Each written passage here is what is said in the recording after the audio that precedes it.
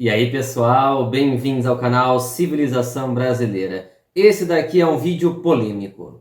Aqui eu vou comentar com vocês sobre aquele que eu acho que é o maior romance da literatura brasileira. Vamos ao vídeo.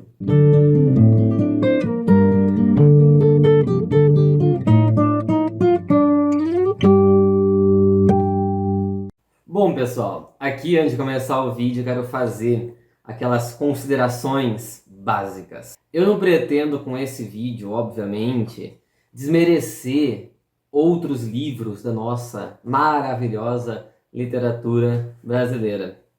No momento em que eu elejo um romance e acabo colocando ele acima de outros, eu não quero com isso desmerecer outros tantos livros incríveis que foram escritos aqui no Brasil, beleza? Eu também quero deixar claro o seguinte: se eu aqui nos meus quase 30 anos li certa quantidade aí de livros, é muito maior a quantidade de livros que eu não li. Ou seja, essa minha opinião pode acabar mudando com o tempo tranquilamente.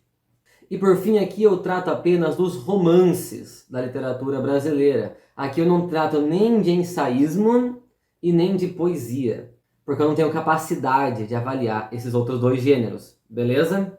Sem mais delongas, vamos aí ao tema polêmico e central desse vídeo. Pessoal, para mim, o melhor romance da literatura brasileira é Fogo Morto, de José Lins do Rego. E por que eu acho isso? Eu me baseio em três coisas principais: a evolução da escrita do autor na sua própria trajetória individual de escritor, a profundidade da obra e a sua brasilidade e originalidade. Vamos tratar um pouco de cada um desses três pontos. Em primeiro, a própria trajetória de escritor do José Lins do Rego. Uma coisa muito interessante de se observar quando a gente tem contato com a obra do José Lins é como a escrita dele se aperfeiçoa, como a escrita dele melhora em termos qualitativos do primeiro romance dele, que é Menino de Engenho, até Fogo Morto. José Lins consegue dar um salto de qualidade muito grande. Isso porque Menino de Engenho, que é o primeiro livro dele, é muito bom, muito bem escrito. José Lins do Rego era um grande contador de histórias, era um grande escritor. O cara escrevia muito bem. Ou seja, quando a gente para pensar que de uma escrita muito boa ele foi para uma escrita melhor ainda, é porque o cara é bom mesmo. E para exemplificar essa progressão qualitativa aí da escrita de José Lins, a gente pode pegar aquilo que foi conhecido como ciclo da cana-de-açúcar dentro da obra dele para servir de exemplo. Eu acho que nesses romances do ciclo da cana-de-açúcar a gente consegue delimitar três grandes momentos. Num primeiro momento, a gente vê José Lins preso ainda a uma escrita muito memorialista. Ele ainda se coloca muito enquanto personagem, ou seja, o livro ainda traz muito, ou melhor, os livros ainda trazem muito as suas impressões, ainda tem um caráter autobiográfico muito forte. E aqui eu falo dos três primeiros livros dele: Menino de Engenho, Doidinho e Banguê. Aqui, nesses três livros, a gente tem claramente José Lins se colocando como personagem das suas histórias. Ah, mas Augusto, isso é uma coisa ruim? Ou seja, né, romances memorialistas seriam necessariamente ruins? É óbvio que não, pessoal. Mas quando a gente observa esses três romances em relação aos próximos, daí a gente percebe que a qualidade aumenta. Num segundo bloco, a gente tem Moleque Ricardo e Usina. Nesses dois livros, o José Lins parece que começa a se distanciar um pouco das suas impressões. Parece que ele começa já a mergulhar um pouco mais no universo sertanejo da cana-de-açúcar para além dele próprio. Então já começa um processo aí que eu acho que a gente pode dizer como um desprendimento de si, o que leva a um aumento da qualidade. Agora, desses dois romances para o último, que seria Fogo Morto, a gente vê um salto de qualidade imenso, pessoal, imenso. Em Fogo Morto, publicado em 1943, a gente já tem um José Lins do Rego quase que completamente desprendido de si. É óbvio que tudo que está ali em Fogo Morto também traduz as suas próprias impressões acerca da sua terra, acerca daquele momento histórico que ele vivenciou. Isso é óbvio e nenhum escritor está imune a isso. Mas vejam, em Fogo Morto, o José Lins já consegue deixar a unilateralidade da visão de mundo do Senhor e consegue mergulhar no drama dos seus dependentes. Ainda que ele traga o Senhor de Engenho, Lula de Holanda, como um dos personagens principais do Fogo Morto, a visão do José Lins e o mundo sertanejo que o José Lins apresenta ao leitor, ele é muito mais plural.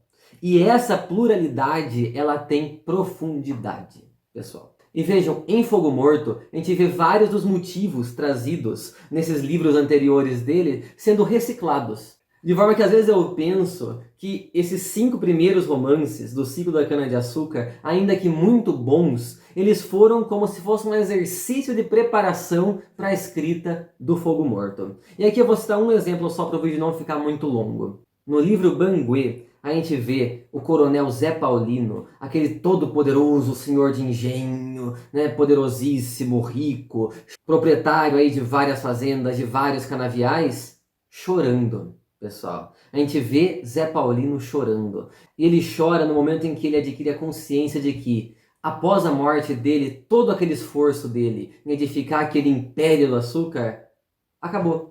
Vai acabar, né? Vai acabar. Ou seja, ele chora diante do fato de que toda aquela obra não vai ter um sucessor. Ou seja, teoricamente teria sido tudo em vão. E esse motivo do senhor de engenho, que observa as suas propriedades e toma consciência da decadência que está por vir e chora, ele também aparece aqui no Fogo Morto, só que agora na figura do Capitão Tomás. O Capitão Tomás vai ter a mesma reação do velho coronel Zé Paulino. Então a gente percebe que é um desses motivos que foi reciclado pelo José Lins, né? Foi trazido de volta aí sob outro personagem. Vamos ao segundo ponto. Fogo Morto é uma obra de grande profundidade. O tema básico desse livro é a decadência. Fogo Morto é quase que um necrológio escrito por ocasião da morte desse universo sertanejo, desse universo da cana-de-açúcar no Nordeste. Nele, com uma escrita completamente carregada, o José Lins ele mostra ao leitor os sinais da agonia final daquele mundo, como se Fogo Morto fosse o último suspiro que aquele mundo deu antes de terminar em Fogo Morto. Nesse mundo que se desmancha, nesse mundo que se desfaz, o desgosto ele toma conta de todos, basicamente de todos, atingindo desde os mais ricos até os mais pobres. E o José Lins nos traz de uma maneira incrível como nesse mundo carcomido aí pela decadência, pela morte, nesse mundo em estado de luto, restam apenas 2 caminhos para as pessoas: ou o desgosto ou a loucura. Ao atingir todos os estamentos sociais, a loucura e o desgosto se tornam democratizantes. Ou seja, naquela sociedade aristocrática da cana-de-açúcar, a única coisa realmente democratizante, ou as únicas coisas democratizantes que uniam aquele povo eram a decadência, eram a loucura, eram o desgosto. E um exemplo perfeito se dá em 2 personagens aqui muito interessantes. Uma, a filha do celeiro, do mestre José Amaro, chamada Marta. E a outra, a filha do capitão Tomás, né, antigo senhor de engenho ali da região, chamada Olívia. As 2 enlouquecem. E aqui no livro a gente tem 3 personagens principais, cada um tendo alguma coisa a dizer sobre esse mundo em decadência. Em primeiro lugar, o mestre José Amaro. José Amaro ele era celeiro e morava ali nas dependências do engenho do coronel Lula. Por causa de uma intriga, ele vai ser expulso ali daquele seu pedacinho de terra que pertencera ao seu pai. E é inevitável para o José Amaro não fazer a comparação do seu estado atual com um passado um pouco melhor.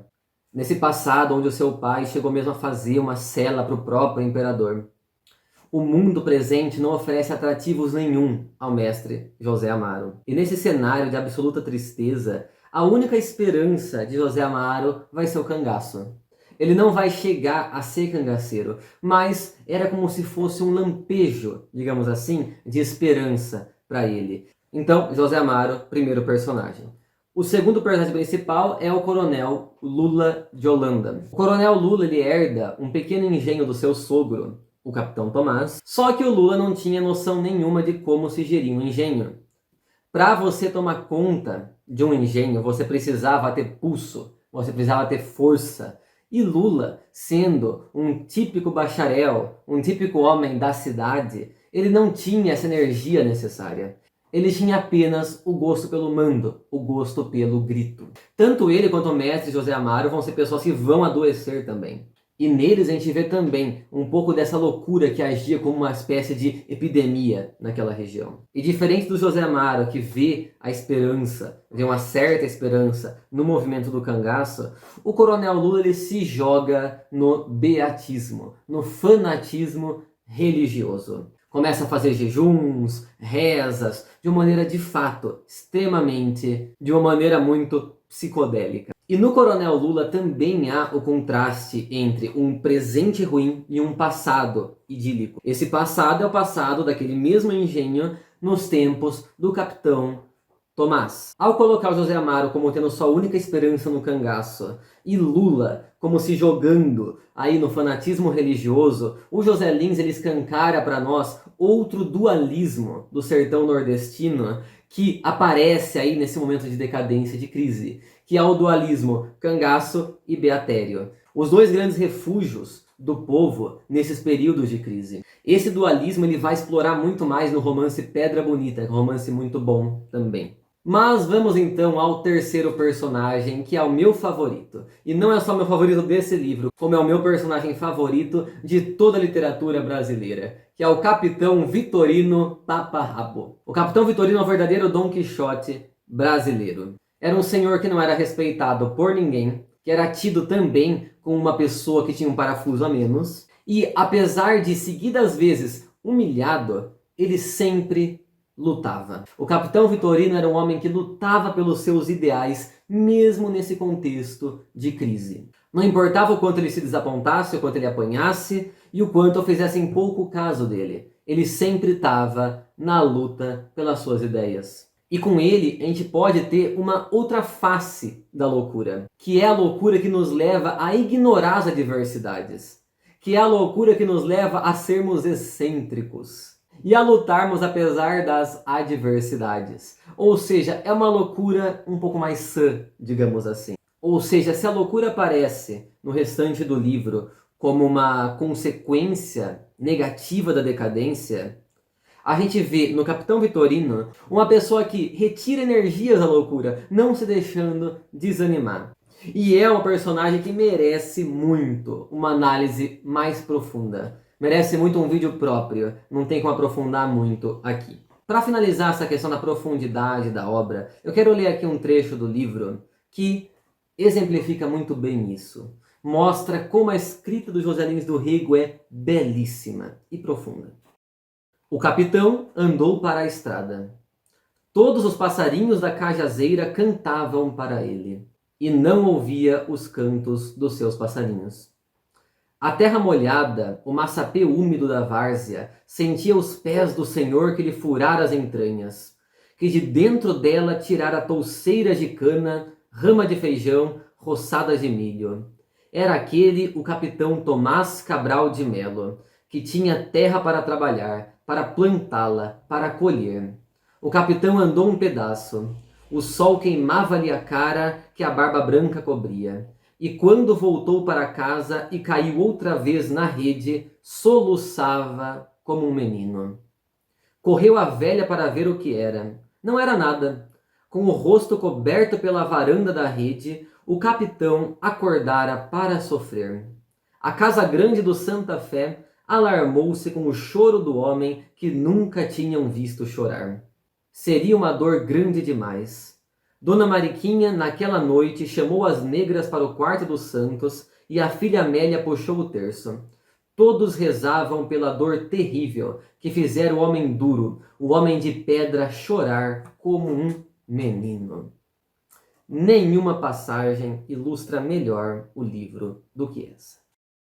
Por fim, pessoal, o terceiro ponto pelo qual considero essa obra tão boa é a brasilidade dela. Como diria Otto Maria Carpo, José Lins do Rego é um homem brasileiríssimo. E a sua escrita é brasileiríssima e a sua imaginação é brasileiríssima. Fogo Morto é um livro que revela muito bem um pouco da alma do nosso país. José Lins, ele fala da alma brasileira. Ele fala dos problemas brasileiros. E José Lins é um escritor de grande originalidade. Ainda que ele se encontre dentro desse contexto do movimento regionalista, ele era um escritor que não seguia nenhuma fórmula. Ele simplesmente escrevia. Ele simplesmente era ele mesmo na escrita. Não precisava buscar fórmulas e manuais de escrita em outros países. José Lins é ele mesmo, e sendo ele mesmo, ele é brasileiríssimo.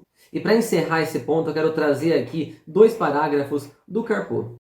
O grande valor literário da obra de José Lins do Rego reside nisto. O seu assunto e o seu estilo correspondem-se plenamente. Assim, e só assim, conta-se a decadência do patriarcalismo no Nordeste do Brasil, com as suas inúmeras tragédias e misérias humanas, e uns raros raios de graça e humor. Por isso, José Lins do Rego consegue acertadamente o que quer, e isto parece o maior elogio que se pode fazer a um escritor. Agora outro parágrafo do mesmo texto. A obra de José Lins do Rego é ele mesmo, é profundamente triste. É uma epopeia da tristeza da sua gente e da sua terra, da tristeza do Brasil.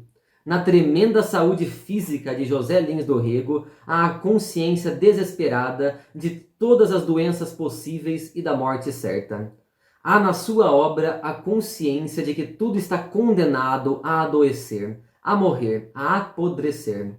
Há a certeza da decadência dos seus engenhos e dos seus avós, de toda essa gente que produziu como último produto o homem engraçado e triste que lhe erigiu o monumento. É grande literatura. Bom, meus amigos, com isso eu creio que eu já expliquei bastante aí o porquê de eu considerar Fogo Morto o melhor livro da literatura brasileira. Mas eu não me sentiria satisfeito se eu encerrasse esse vídeo sem antes trazer aqui algumas menções honrosas de outros romances. Existem 2 outros romances que eu creio que estão no mesmo nível aí, no patamar de qualidade do Fogo Morto em termos de profundidade. E são eles Vidas Secas, de Graciliano Ramos, e Memórias Póstumas de Brás Cubas, de Machado de Assis. Esses 2 livros, na minha opinião, são livros perfeitos, simplesmente perfeitos. Mas a gente pode nomear ainda vários outros aqui. Toda a fase realista do Machado de Assis é muito boa. Então, Memórias Póstumas de Brás Cubas, Dom Casmurro, Esaú e Jacó, Memorial de Aires e Quincas Borba. São livros muito bons, são livros muito bem escritos. Mas levando para outros autores, eu acho que não tem como a gente não falar, por exemplo, de um livro como O Tempo e o Vento.